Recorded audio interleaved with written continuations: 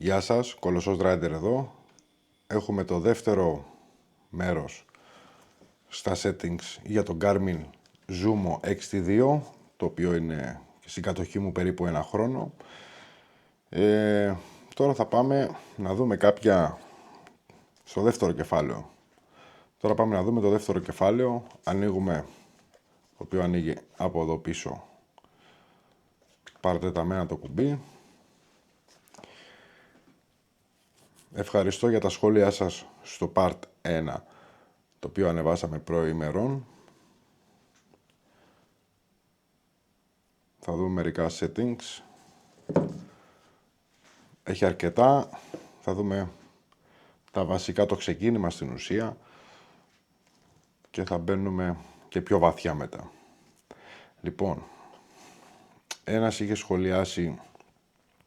ένα παλικάρι είχε σχολιάσει στο Facebook νομίζω, τη διαφορά πέρα από την οθόνη και την φωτεινότητα, πέρα από το μέγεθος της οθόνης και την φωτεινότητα, το οποίο διαθέτει το Zoom XT2.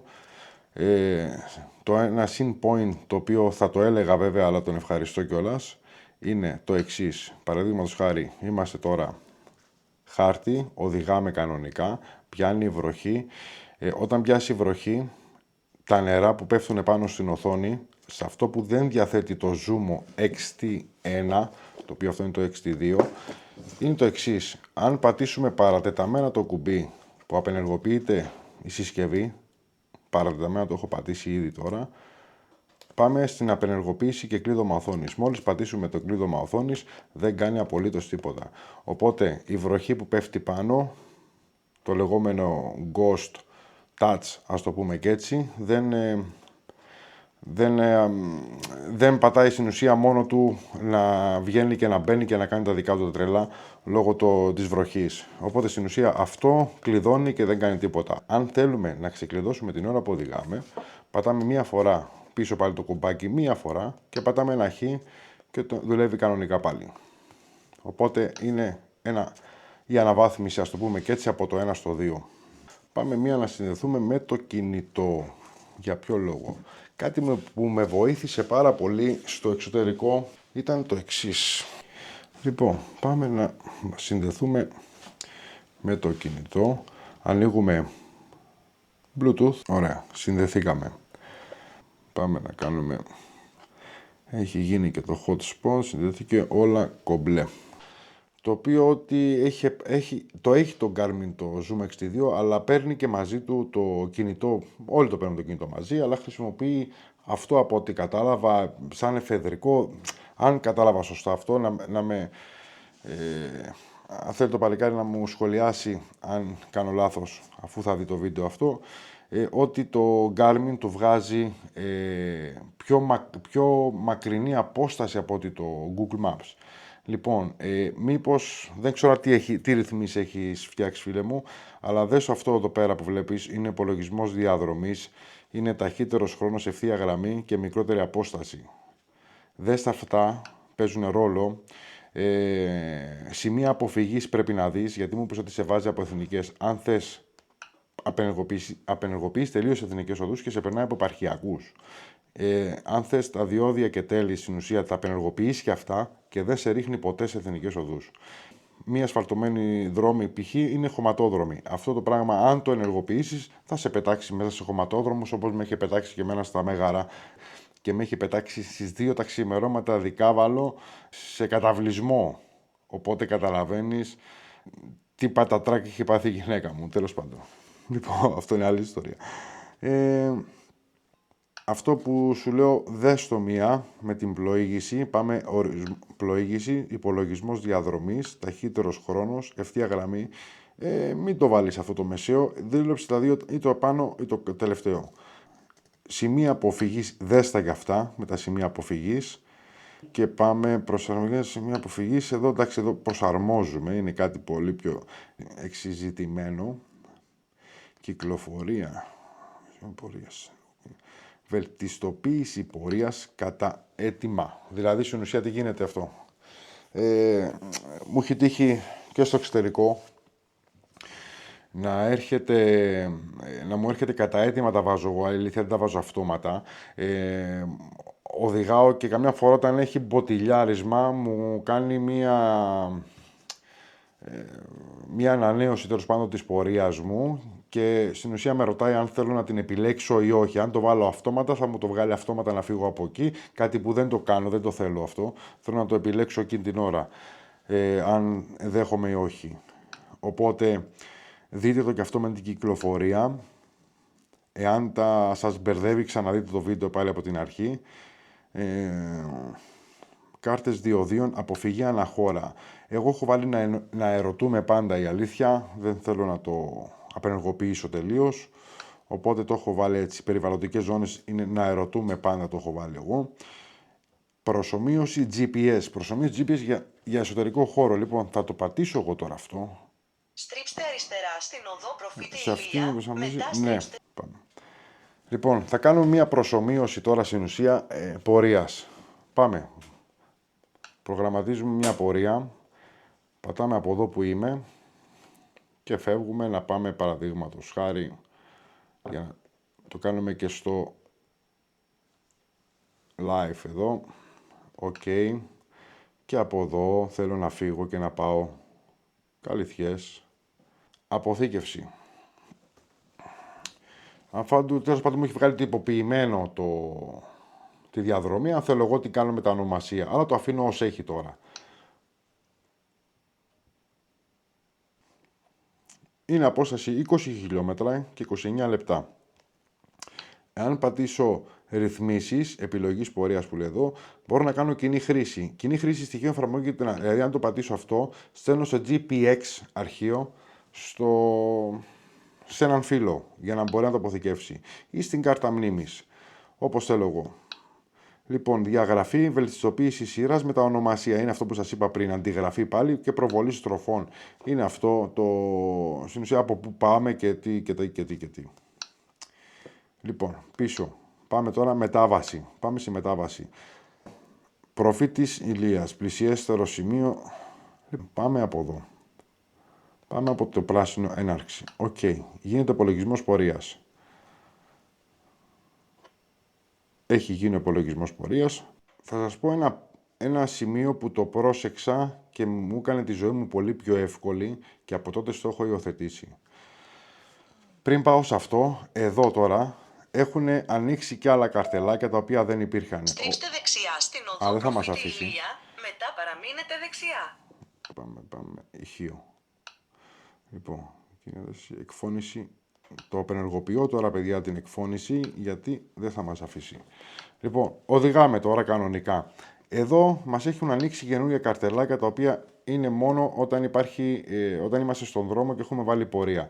Χρόνος έως τον προορισμό. Λοιπόν, χρόνος έως τον προορισμό, απόσταση έως τον προορισμό και η απόσταση έως την επόμενη στάση. Αυτό τι σημαίνει? Όταν έχουμε βάλει 2, 3, 4 στάσεις, μας βγάζει ότι είναι η απόσταση 9,4 χιλιόμετρα για την επόμενη στάση.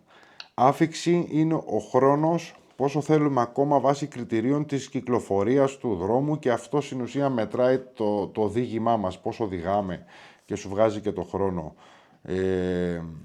Λοιπόν, εγώ τι βάζω? Εγώ βάζω απόσταση έως την επόμενη στάση και χρόνο έως τον προορισμό μας. Το οποίο τώρα επειδή στο έχω κάνει προσομοίωση όλο την διαδρομή δεν θα το βγάλει εδώ. Το άφηξη σε είναι σε 20 λεπτά, μισή ώρα, μια ώρα αναλόγως. Κατεύθυνση τώρα εδώ δεν έχω βάλει κατεύθυνση εγώ. Εγώ βάζω συνήθως βάζω συνολικός χρόνος κίνησης. Εγώ. Λοιπόν, έχουμε απόσταση. Εδώ αν θέλουμε τη σειρά την αλλάζουμε, έτσι. Αν θέλουμε π.χ. παραδείγματος χάρη την απόσταση να το βάλουμε εδώ και αυτό πάνω, παραδείγματος χάρη, τι κάνουμε? Πάμε, το άφηξη σε, βάζουμε την απόσταση. Άφηξη σε, απόσταση. Αυτό το αλλάζουμε, βάζουμε από εδώ, βάζουμε ένα τυχαίο και πάμε μετά εδώ και βάζουμε αυτό και αυτό, βάζουμε αυτό.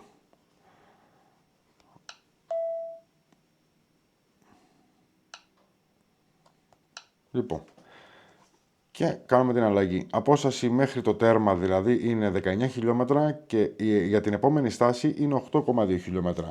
Και είμαι σε κίνηση 8 λεπτά και 58, 8 ώρες μάλλον και 58 λεπτά. 9 ώρες στην ουσία. Λοιπόν, εδώ στο άφιξη, εγώ επειδή έχω βαραντέρο, δεν έχω ένδειξη βενζίνης. Οπότε τι κάνω, ξέρω την κατανάλωση που έχει η βαραντέρο και αντί να κάθομαι να βλέπω τα χιλιόμετρα πάνω στο κοντέρ της μηχανής μου, το βάζω εδώ. Και εδώ στην ουσία μου έχει αντίστροφη μέτρηση, αυτονομία δηλαδή.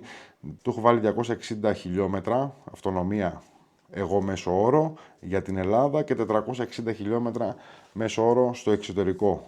Τρελές διαφορές, αλλά ισχύουν αυτές. Λοιπόν, 260 χιλιόμετρα, οπότε στην ουσία αυτό για να ενεργοποιηθεί θα πρέπει να είναι κουμπωμένο πάνω στη μηχανή για να παίρνει ρεύμα και να το διαβάζει.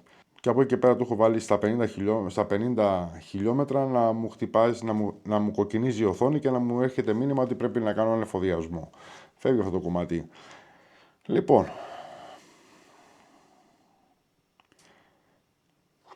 αυτό που σας είπα πριν, ότι εμένα με έχει σώσει, προσέχτε τώρα το zoom, εδώ, έτσι. Εδώ μιλάμε για επαρχιακούς δρόμους. Βολεύει πάρα πολύ το full zoom. Αυτό σημαίνει ότι βολεύει και στις εθνικές οδούς και μιλάω για αρχάριους που έχουν συνηθίσει να οδηγάνε σε επαρχιακούς δρόμους, οι οποίοι όταν βγαίνουν σε εθνική οδούς που έχει 3, 4 και 5 και 6 λωρίδες, τους μπερδεύει. Λοιπόν, επειδή τώρα αυτό είναι αυτόματο να ξεζουμάρει και να ζουμάρει, το απενεργοποιώ εγώ φυσικά από το μενού του και το έχω μόνιμα στο ζουμαρισμένο.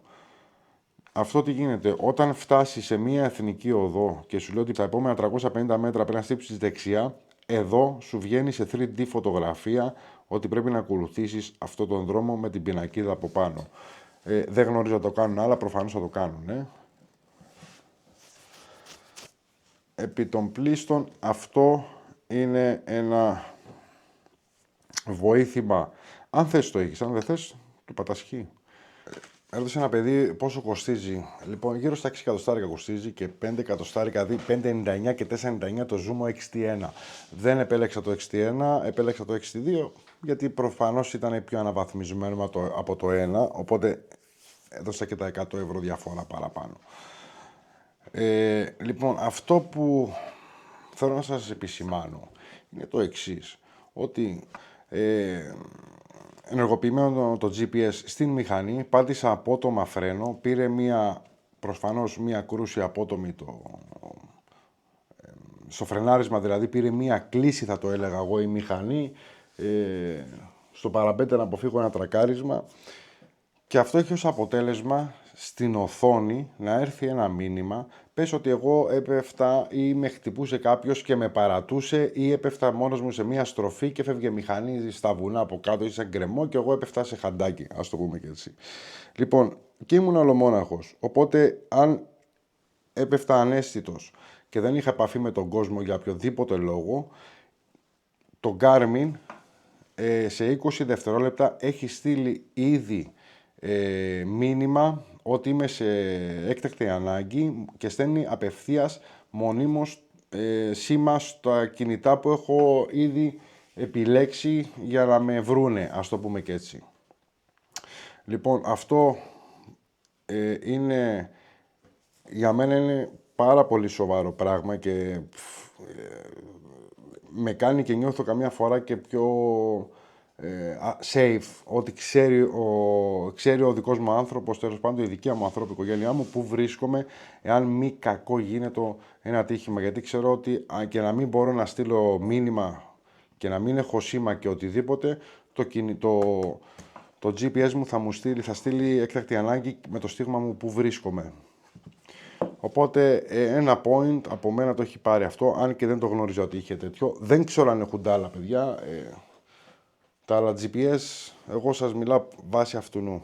Έχουμε εξασφαλίσει στο μυαλό μας ότι ανά πάσα στιγμή μη κακό γίνεται κάτι, να ξέρετε το GPS σας αφού το έχετε κάνει ήδη πριν και μένει μόνιμα μέχρι να το αλλάξετε εσείς, σας βρίσκει ο δικός σας άνθρωπος, η αστυνομία, οτιδήποτε είναι αυτό που είσαι σε θέση για έκτακτη ανάγκη. Πάει στίγμα στο δικό σας άνθρωπο που έχετε επιλέξει. Λοιπόν, προσέχτε να δείτε τι άλλο έχει. Πρατήριο καυσίμων. Θα μου βγάλει. Λοιπόν, προσέχτε τώρα τι γίνεται. Οδηγάω, π.χ. στο εξωτερικό. Αν θυμάμαι καλά, Γερμανία ήμασταν. Η βενζίνα, αν θυμάμαι καλά, στον αυτοκινητόδρομο ήταν 2,30 με 2,40 ευρώ το λίτρο. Και πατάω όταν οδηγούσα τα πρατήρια και μου βγάλε παραδείγματος χάρη πρατήρια στην πορεία μου πάνω, με τα χιλιόμετρα δίπλα. Σε κάποια πρατήρια, όχι σε όλα όμως, αλλά στα περισσότερα τουλάχιστον, το ψάχνω τώρα εσχεμένος εδώ να δω αν υπάρχει, αλλά δεν υπάρχει, στο εξωτερικό τουλάχιστον, είχε και τις τιμές από κάτω, παιδιά. Δηλαδή έγραφε, παραδείγματος χάρη τώρα εδώ, λέει Silk Oil, στα 300 μέτρα, λέει, είχε από κάτω ότι η αμόλυβδη, παραδείγματος χάρη αυτή που βάζουμε 95, ας πούμε, είχε 1,70, 1,80. Το οποίο μου προξένεψε τεράστια εντύπωση και πατούσα και πήγαινα στις πιο φθηνές, δηλαδή παρέκλεινα της πορείας μου για να βάλω βενζίνα και να ξαναβγώ πάλι κεντρικό. Οπότε με βόλεψε απίστευτα αυτό. Μετάβαση εδώ, συντεταγμένες, δεν βρέθηκε τιμή, το βλέπετε. Εδώ λέει δεν βρέθηκε τιμή στο συγκεκριμένο τώρα. Λοιπόν, αλλά επί το πίσω το βγάζε, στα πρατήρια καυσίμων που λέει αναζήτηση, το βγάζε δίπλα. Δηλαδή κάπου εδώ. Οπότε πάμε στο Eco. Πάμε στο Eco να δούμε. Να δω αν βγάλει τιμή. Πρατήριο καυσίμων, λήψη δορυφόρο. Οπα. Καθημερινές δραστηριότητες. Όχι, δεν έχει βγάλει τιμή. Εδώ γράφει απλά πλυντήριο, ψηλικά, έχει διάφορα στην ουσία μέσα. Λοιπόν, πάμε στο Shell. Καυσίμων, καθημερινές, ψηλικά. Όχι, δεν βρέθηκε τιμή, λέει. Οπότε, από τη στιγμή που δεν το γράφει κάπου εδώ, δεν θα το έχει και μέσα. Κατηγορία καυσίμων, δεν βρέθηκε τιμή. Λοιπόν, βιοδίου, πετρέλαιο, υγραέριο, κίνηση, αμόλυβδη 95 συν, αμόλυβδη 95. Πάμε, αυτή είναι 98. Ας πάμε εδώ. Επιλογή τύπου καυσίμου, 98 βάζω συνήθως στην Ελλάδα και στο εξωτερικό βάζω 95 γιατί είναι λες και είναι εκατοστάρα. Εν πάση περιπτώσει, αυτό είναι τώρα άλλη κατηγορία. Λοιπόν, οπότε ένα point και αυτό με το πρατήριο καυσίμων. Δεν ξέρω, επαναλαμβάνω, αν τα έχουν άλλα GPS. Η π.χ. μάρκα TomTom, ας το πούμε και έτσι, ή τα κινητά στο Google Maps, δεν το ξέρω, παιδιά. Οπότε, τι θέλω να πω τώρα. Οδηγούσα, π.χ. ήμουνα Πολωνία. Έγινε ένα bear the way, βέβαια θα το πω και στο ταξίδι μου στο Northcap που ετοιμάζω τα βίντεο, που ετοιμάζω τα επόμενα part, δηλαδή στο 7-8, που φτάνουμε στη σφαίρα. Εν πάση περιπτώσει, έχουμε και το γυρισμό, δηλαδή τη Σκανδιναβία και Βαλτική μετά. Λοιπόν, ήμουνα στην Πολωνία, στην περιοχή Κρακοβία. Τι έγινε τώρα? Έγινε ένα μπέρδεμα με το εισιτήριό μου του καραβιού και έπρεπε να φύγω την επόμενη ημέρα. Και το αντιλήφθηκα αργά τη νύχτα. Ότι έγινε... έκλεισα εισιτήριο 3 μέρες πιο νωρίς. Και οπότε υπήρχε ένα μπέρδεμα τέλος πάντων και με τις καμπίνες και δεν μπορούσα να το αναβάλω με τίποτα. Οπότε αναγκαστικά έπρεπε να φύγω από την Πολωνία και να φύγω σφαίρα να κατέβω Πειραιά. Και το οποίο και έγινε. Ήμουνα στο Βελιγράδι. Κατέβηκα το βράδυ, έφυγα από Πολωνία, κατέβηκα Βελιγράδι και ήμουνα καθοδόν, τώρα σας μιλάω καθοδόν, με είχε πιάσει πια νύχτα και έπρεπε να πάω όσο πιο χαμηλά γινόταν στην Σερβία, να κατέβω όσο πιο χαμηλά γινόταν. Οπότε λέω θα κοιμηθώ ό,τι ώρα και να είναι στην περιοχή Νις. Όπως και έγινε. Διένυσα 1126 χιλιόμετρα, μου γράψε το GPS από την Κρακοβία εκείνη την ημέρα. Φτάνω στην περιοχή Νις και όταν έφτασα στην περιοχή Νις δεν είχα βέβαια ούτε τηλέφωνο, δεν είχα κλείσει ούτε καν ξενοδοχείο, δεν ήξερα καν που θα κοιμόμουν. Σε ένα πρατήριο πριν μπω στο Νις, πατάω στα όλα καταλήμματα. Παραδείγματος τώρα χάρη μου βγάζει εδώ όμως, έτσι. Και ας πούμε ότι πάτησα αυτό. Λοιπόν, πήγα εδώ, πληροφορίες, και μου βγάλετε τα τηλέφωνα, μου βγάλε ιστοσελίδες βασικά και να κάνω booking κατευθείας μέσα από εδώ, βέβαια μέσα από το κινητό μετά, αλλά μου βγάλε τα στοιχεία όλα εδώ, τα πάτησα κατευθείας και έγινε η κράτηση. Πήγα στο reception 1 ώρα τη νύχτα και πλήρωσα και πήγα και κοιμήθηκα. Οπότε θέλω να πω ότι ήταν ένα πάρα πολύ, ούτε να πιάσω 10 εφαρμογές στα κινητά, δηλαδή κινητά, GPS και τέτοια, τα είχα όλα μπροστά μου, γιατί είχα εξοικειωθεί ήδη με το GPS. Λοιπόν, οπότε έχουμε ακόμα ένα point εδώ με τα καταλήμματα. Τα εστιατόρια, μην μπούμε στη διαδικασία το κάνει το κινητό. Το κινητό το έχει στην τσέπη σου, το κινητό είναι στο τσαντάκι σου, γιατί βρέχει, γιατί 1500 πράγματα. Δεν μπορείς να τα έχεις όλα εκτεθειμένα πάνω στη μηχανή σου, γιατί αν γίνει μη κακό κάτι και σπάσει το κινητό, τι κάνεις? Αν το GPS έσπασε, αν έπεσες σε μια στροφή, εγώ σας λέω τώρα για τη Σερβία που δεν είχε και φωτεινότητα, έτσι, ο δρόμος ήταν σκοτάδι και ήμουν αλλομόναχος. Αν πες ότι γλιστρούσα εγώ, πες μου πετωγόταν ένα ζώο, έπεφτα, έφευγε το κινητό πάνω από την βάση της μηχανής που έχουμε στο τιμόνι συνήθως. Αν δεν ψάξε βρέστο, μου πεις δεν θα περάσει κανένας. Και αν δεν περάσει, και αν κάνει 3 ώρες να περάσει και εγώ είμαι αιμόφυλτος, τι κάνω? Θα ψάχνω να βρω το κινητό? Αν έχω σπάσει πόδια, ψάχνω να βρω το κινητό? Όχι. Το κινητό φυσικά το έχεις στο τσαντάκι σου ή στο Baxter σου μέσα. Οπότε δεν το έχεις εκτεθειμένο πάνω στη μηχανή, είναι λάθος για μένα αυτό. Κατά εμέ. Έχεις ένα GPS που τα κάνει όλα. Πρέπει να εξοικειωθείς με το GPS σου, όποια και εταιρεία να είναι αυτή, αρκεί να είναι GPS. Δεν επηρεάζεται το κινητό. Το κινητό το έχεις για μια έκτακτη ανάγκη να πάρεις ένα τηλέφωνο. Λοιπόν, μόνο αυτό είναι για μένα. Λήξεις εκεί, είμαι κατηγορηματικός σε αυτό το κομμάτι.